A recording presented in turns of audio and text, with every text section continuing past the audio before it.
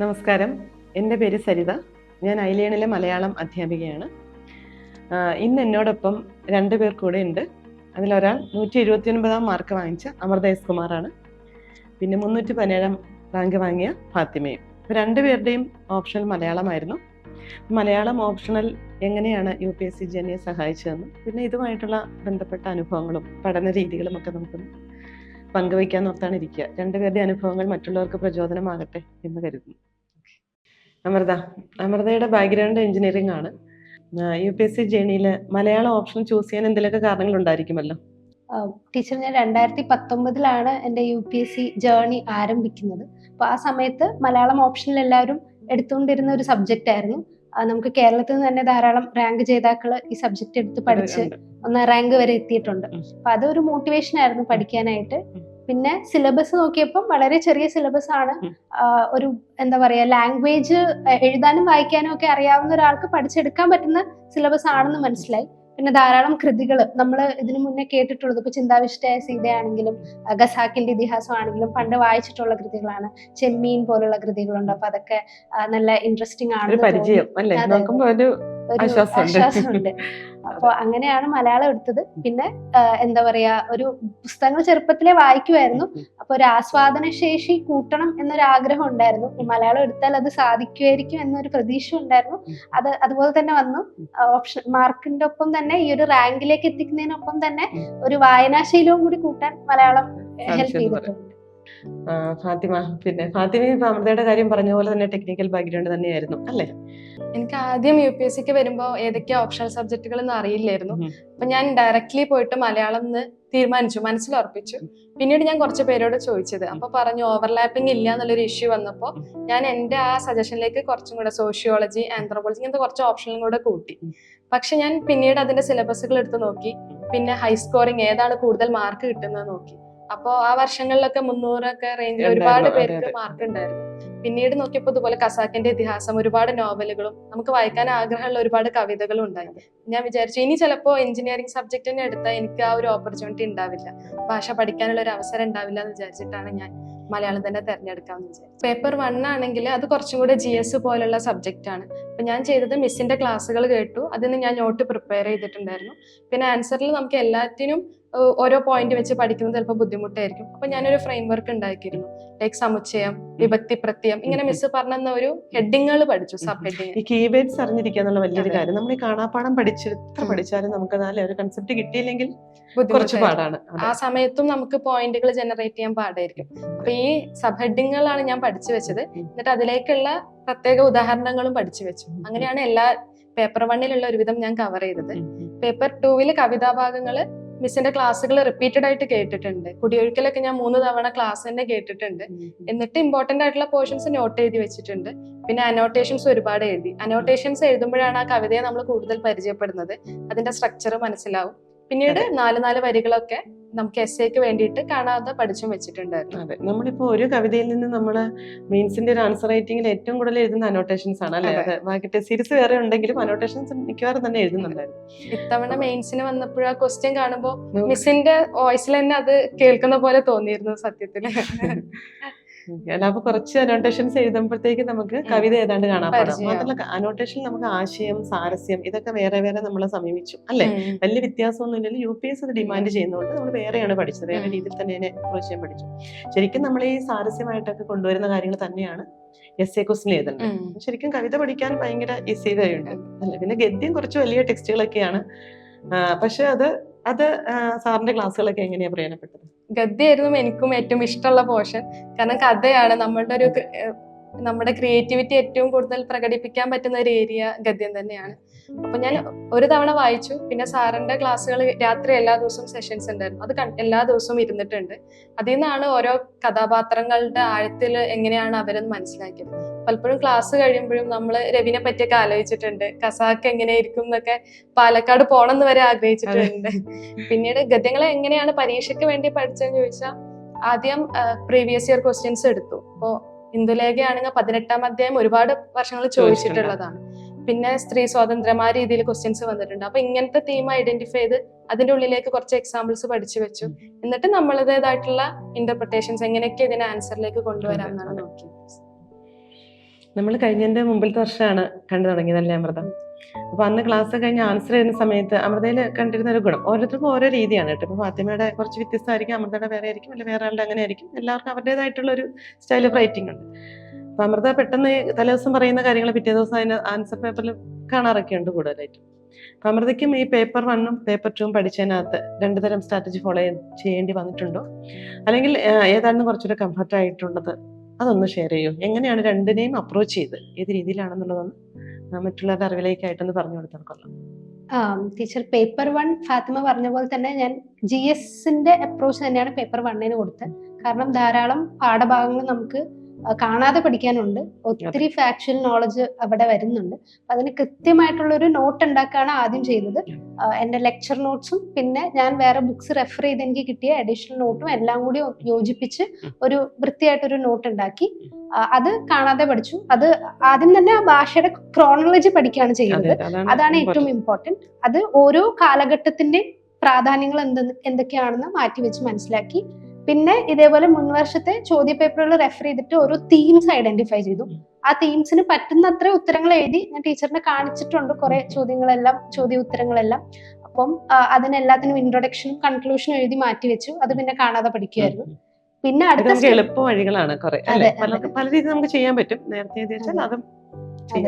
പ്രധാനമായിട്ടും നമുക്ക് സമയപരിമിതി ഒരു പരീക്ഷയിലെ ഏറ്റവും വലിയൊരു പ്രശ്നമാണ്. അപ്പൊ നമുക്ക് ഇൻട്രൊഡക്ഷൻ ചോദ്യം വായിച്ചു തീരുന്നതിന് മുമ്പ് തന്നെ ഇൻട്രൊഡക്ഷൻ എഴുതി തുടങ്ങണം, അല്ലെങ്കിൽ നമ്മൾ ആ പേപ്പർ കംപ്ലീറ്റ് ചെയ്യണം. അപ്പോൾ ഒരു പ്രിപ്പയർഡ് ആയിട്ടുള്ള ഇൻട്രൊഡക്ഷനും കൺക്ലൂഷനും എല്ലാം എപ്പോഴും ഹെൽപ്പ് ചെയ്തിട്ടുണ്ട്. പിന്നെ ഒരു തേർഡ് സ്റ്റെപ്പ് ചെയ്തതെന്ന് പറഞ്ഞാൽ നമ്മുടെ ആൻസറിനെ എൻറിച്ച് ചെയ്യാണ്. അതിനായിട്ട് വരികൾ കോട്ട് ചെയ്യണം പേപ്പർ 1 പ്രധാനമായിട്ടും. അപ്പൊ അതിന് വേണ്ടിയിട്ട് വേറെ കുറച്ച് അധികം ബുക്കുകൾ റെഫർ ചെയ്തു. അധികം ആളുകൾ എഴുതാത്ത വരികൾ, മറ്റു ചോദ്യ പേപ്പറിൽ കാണാൻ സാധ്യതയില്ലാത്ത വരികൾ. എനിക്ക് തോന്നുന്നു അധ്യാത്മരാമായണം ഒക്കെ എടുത്ത് വായിച്ചു നോക്കിയിട്ടുണ്ട്. ഇൻട്രസ്റ്റിംഗ് ആയിട്ടുള്ള എന്തെങ്കിലും വരികൾ കിട്ടുവാണെങ്കിൽ ആ എഴുത്തച്ഛന്റെ ഭാഗത്ത് എഴുതാനായിട്ട്. അപ്പൊ അതൊക്കെ പരീക്ഷയിൽ ഉൾക്കൊള്ളിക്കാൻ പറ്റി. അപ്പം പേപ്പർ 1 അങ്ങനെ കുറച്ച് ഏറ്റവും അധികം എഫേർട്ട് ഇട്ടത് പേപ്പർ 1ലാണ്. പേപ്പർ 2ലേക്ക് വന്നപ്പോൾ ക്ലാസ്സുകൾ കേൾക്കുന്നത് തന്നെയായിരുന്നു മേജർ കാര്യം. ടീച്ചറുടെ റിവിഷൻ ക്ലാസ്സും സാറിന്റെ ഗദ്യഭാഗങ്ങളും എല്ലാം ഒരു തവണ കൂടി കേട്ടപ്പോൾ എനിക്കൊരു റിവിഷനായി. പിന്നെ ഞാൻ ഗദ്യം എല്ലാം ആ ടെക്സ്റ്റ് ബുക്കിൽ തന്നെ, നമ്മുടെ ബുക്കിൽ തന്നെ മാർക്ക് ചെയ്ത് ഹൈലൈറ്റ് ചെയ്ത് വെക്കുകയാണ് ചെയ്തത്. അങ്ങനെ ഡയലോഗുകൾ, ഇപ്പം പേപ്പർ 1ൽ വരികൾ പഠിച്ച പോലെ പേപ്പർ 2ൽ ഓരോ ഡയലോഗുകളും അങ്ങനെയൊക്കെ പഠിക്കുമായിരുന്നു. നോവലുകളിൽ നിന്ന് വരികളും അതേപോലെ തന്നെ പരമാവധി പദ്യം കാണാതെ പഠിക്കാൻ ശ്രമിച്ചിരുന്നു. കാരണം നമുക്ക് കോട്ട് ചെയ്യാനാണെങ്കിലും അനോട്ടേഷൻ എഴുതാനാണെങ്കിലും എല്ലാം ഉപകാരപ്പെടും. പേപ്പർ 2ൽ വന്നപ്പോൾ പഠനം കുറവായിരുന്നു, കുറച്ചും കൂടി ചിന്തിക്കാനാണ് ശ്രമിച്ചത്. ഒരു വരികൾ വരുമ്പോൾ അതിന്റെ സാരസ്യം എല്ലാം പുതിയ എന്ത് ഡയമെൻഷൻ അതിൽ കൊടുക്കാം, വേറൊരാൾ എഴുതുന്നതിന് വ്യത്യസ്തമായിട്ട് എന്തൊക്കെ, അങ്ങനെ ഒരു ബ്രെയിൻ സ്റ്റോം ചെയ്യാൻ കുറച്ചധികം സമയം ചെലവഴിച്ചു. 2 തവണ ക്ലാസ് കേൾക്കാൻ പറ്റിയല്ലോ നമ്മളെ കഴിഞ്ഞ മെൻസിന്. അല്ല, അതിനപ്പം നല്ല മാർക്ക് സ്കോർ ചെയ്താണ്. ഇത്തവണയും ഏതാണ്ട് അതുപോലെ നിലനിർത്താൻ പറ്റി. പക്ഷെ നമുക്ക് കുറച്ചുകൂടി ഒരു കഴിഞ്ഞ തവണ ഒന്നുകൂടെ കേട്ടപ്പോഴത്തേക്കും കുറച്ച് നന്നായിട്ട് അല്ലെ ഒരു ഇംപ്രൂവ് ചെയ്യാൻ സാധിച്ചിട്ടുണ്ട്. പ്രത്യേകിച്ച് കവിത ഭാഗങ്ങളെല്ലാം അതൊക്കെ ഒന്നുകൂടെ കേൾക്കുമ്പോഴാണ് അത് മനസ്സിലങ്ങ് ഉറക്കുക അല്ലെ. നമുക്ക് ആ സമയത്ത് ഇതൊക്കെ ഒന്ന് കത്തി വരണം. ഞാൻ വേറെ പിന്നെ പഠിച്ചിട്ടില്ല. ടീച്ചറുടെ ക്ലാസ് കേൾക്കുന്നതാണ് കവിതക്കെല്ലാം കൊടുത്തിട്ടുള്ള ഒരു ടൈം.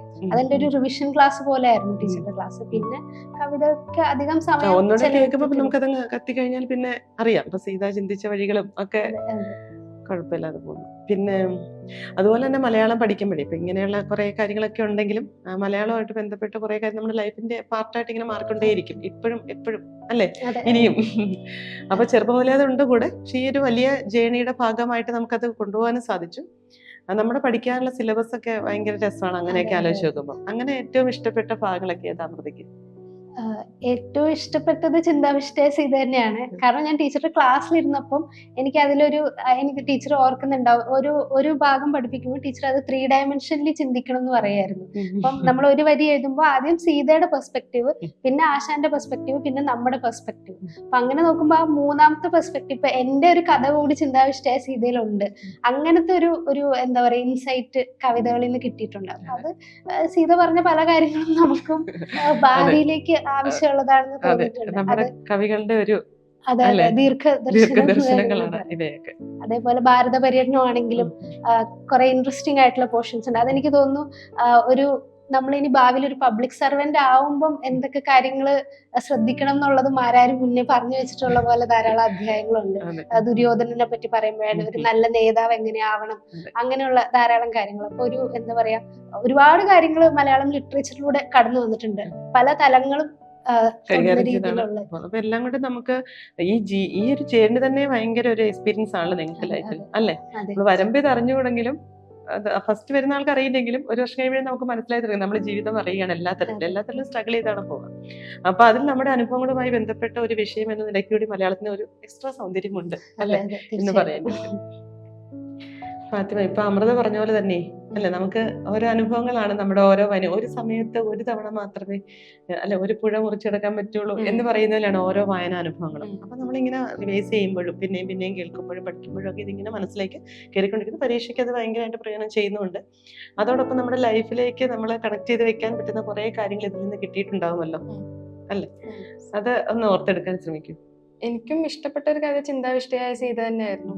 അപ്പൊ അത് 100 വർഷങ്ങൾക്ക് മുമ്പ് ആശാൻ അത്രയും ചിന്തിച്ചു എന്നുള്ളത് എനിക്ക് വളരെ അത്ഭുതമായിരുന്നു. ഇപ്പൊ നമുക്ക് കുറച്ച് അഭിമാനത്തോടെ പറയാം, നമ്മൾ 3 സ്ത്രീകൾ അല്ലെ? ശരിയാണ്, ഈ ഉയർച്ചയാണ് ആശാൻ ആഗ്രഹിച്ചത്.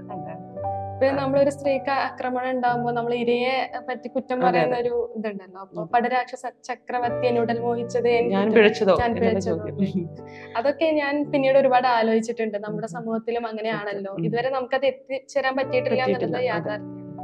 പിന്നീട് അല്ലാതെ തന്നെ നമ്മുടെ ജീവിതത്തിൽ നമുക്ക് യൂസ് ചെയ്യാൻ പറ്റുന്ന ഒരുപാട് കവിതകൾ എനിക്ക് കിട്ടിയിട്ടുണ്ട്.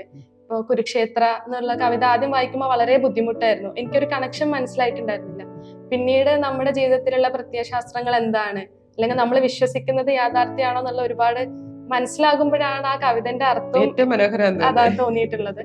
അതില് മെയിൻസിന്റെ സമയത്ത് മിസ് എപ്പോഴും പറയായിരുന്നു, അതിലൊരു വരി പറയായിരുന്നു, ചിന്തിച്ചിടാഞ്ഞാൽ ഒഴിയുമീ പ്രശ്നം. നമ്മൾ ചിന്തിക്കുമ്പോഴാണ് പ്രശ്നങ്ങൾ ഉണ്ടാകുന്നത്. ഗദ്യങ്ങൾ എനിക്ക് തോന്നുന്നു നമ്മൾ ഓരോ ക്യാരക്ടറിനെയും ജഡ്ജ് ചെയ്യാതിരിക്കുക എന്നുള്ളതാണ്. പല പല കഥാപാത്രങ്ങളുണ്ട് ഓരോ നോവലുകളിലും. നമുക്ക് ആദ്യം ഒരാളോടായിരിക്കും ഒരു അത്ഭുതം തോന്നുന്നത്, എങ്ങനെയാണ് ഇങ്ങനെ ചെയ്യാൻ പറ്റുന്നത് എന്നുള്ളത്. പക്ഷെ മറ്റൊരാൾ ചിലപ്പോൾ വീക്കായിട്ട് നമുക്ക് തോന്നുന്നു. പക്ഷെ നമുക്ക് സ്റ്റാൻഡിങ് ഇൻ വൺ ഷൂസ് എന്ന് പറഞ്ഞില്ല, ഒരാളുടെ കാലിൽ നിൽക്കുമ്പോഴാണ് നമുക്ക് അയാളെ മനസ്സിലാക്കാൻ. അത് ആ നോവല് വായിക്കുമ്പോൾ എനിക്ക് ശരിക്കും തോന്നിയിട്ടുണ്ടായിരുന്നു. ശരിക്കും കഥാപാത്രത്തിലൂടെ ജീവിച്ച് തന്നെയാണ് നമ്മള് പഠിക്കാൻ ശ്രമിച്ചത്. കണ്ണീരും കിനാവിലെ വീട്ടി ഭട്ടതിരിപ്പാടിന്റെ ഒക്കെ ശരിക്കും ഒരു അത്ഭുതമായിട്ട് തോന്നിയിട്ടുണ്ട്. അന്നത്തെ കാലത്ത് ജാതിക്കെതിരെ അങ്ങനെ ഒരു മുന്നിക്ക് വന്നു എന്നുള്ളത്. അമൃത പറഞ്ഞ പോലെ തന്നെ ഞാനും ഇൻട്രോസ് ഒക്കെ ഓൾറെഡി പ്രിപ്പയർ ചെയ്ത് വെച്ചിട്ടുണ്ടായിരുന്നു. അത് ഓരോ ചോദ്യങ്ങൾക്കനുസരിച്ച് നമുക്ക് അപ്പൊ മാറ്റം വരുത്താം. പക്ഷെ ഒരു ലൈൻ അത് മാറ്റം വരുത്തേണ്ടി വരും, നമുക്കൊരു മനസ്സിലാക്കലാണ് അല്ലെ. ഭാഷാനാണെങ്കിൽ ഇപ്പൊ ഇന്ന പരിസരത്തിൽ നിന്നുകൊണ്ട് എഴുതി എന്നുള്ളതാണ് നമ്മൾ ആദ്യം പഠിച്ചു കഴിഞ്ഞാൽ. പക്ഷെ ക്വസ്റ്റ്യൻ വരുന്ന അനുസരിച്ച് ചിലപ്പോൾ നമുക്കതൊന്ന് മോൾഡ് ചെയ്യാം. കാണാതെ പഠിച്ച് എഴുതുക എന്നുള്ളതല്ല, പഠിച്ചത് ക്വസ്റ്റ്യൻ അനുസരിച്ചുള്ള രീതിയിൽ നമ്മൾ പ്രസന്റ് ചെയ്യണം.